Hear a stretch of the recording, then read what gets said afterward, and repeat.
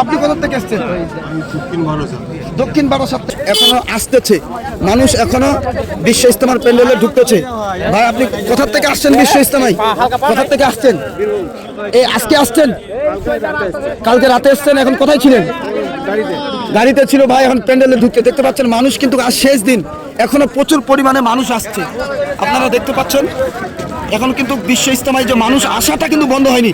আচ্ছা চাচা, আপনি তো দেখতে পাচ্ছেন আজকে আসছেন নাকি বিশ্ব ইজতেমায়? কোথা থেকে এসছেন? উত্তর 24 পরগনা বাদুড়িয়া থানা থেকে আসছেন।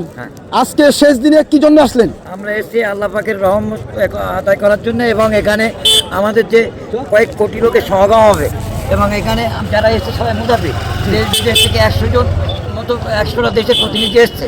আল্লাহ রহমতের আশায় আমরা এসেছি, কারণ হজ বা যাওয়া তো 50 কোটি বা 50 লাখ লোকের সমাগম হয়। কিন্তু ইনশাল্লাহ যা শুনেছি, গত শুক্রবারের দিন আমার ছেলে বাইকে এসেছিল, সে 1.5 কোটি লোকের সমাগমে সে চলে গেছে, এবং তার মুখে শুনে আমরা এসেছি আল্লাহ রহমত পাওয়ার আশায়।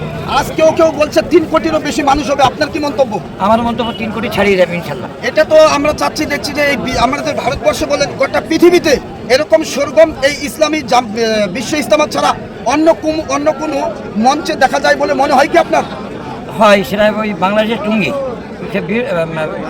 সেটাও বিশ্ব ইজতেমা হয়, কিন্তু ওয়েস্ট বেঙ্গলের মধ্যে এত বৃহৎ এত লোকের সমাগম এখানে, যেটা আল্লাহ রহমত এবং সকলের দোয়া। যাক আলহামদুলিল্লাহ, আমাদের মুরব্বী চাচা অনেক কিছু কথা বলে। আপনি কোথা থেকে এসেছেন? দক্ষিণ বারাসাত থেকে।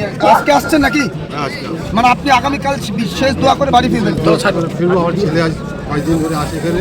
আপনার ছেলে কি মেহনত করছে এখানে? তো আপনার কি মনে হয় যে কতগুলো মানুষ হবে? দেখতে পাচ্ছেন আমাদের বাবু বলছে 3 কোটি মানুষ পার হয়ে গেছে, এখনো আসবে, এ আশা দাবি জানিয়েছে।